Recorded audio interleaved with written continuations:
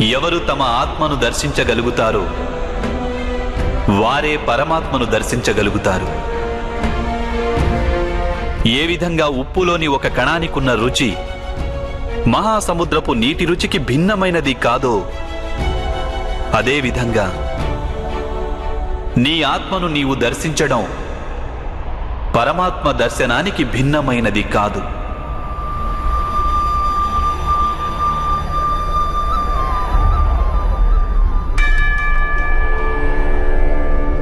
ఎప్పుడు మనిషి తనను తాను పరమాత్మ స్వరూపునిగా అర్థం చేసుకుంటాడో అప్పుడు సృష్టియే పరమాత్మయని, పరమాత్మయే సృష్టి అని వానికి అనుభవగతం కాగలదు.